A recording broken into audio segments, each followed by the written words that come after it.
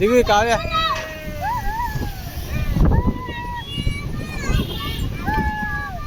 దిగు కావ్య దిగు. ఆపు కాలు కింద పెట్టి ఆపు.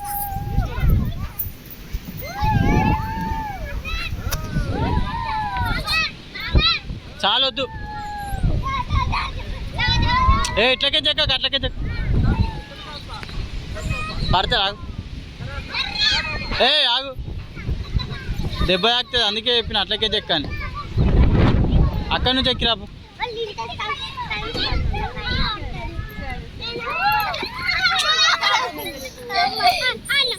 అట్లకెంచి రాపు. అట్లకెంచి రాపు అంటే పడతావు.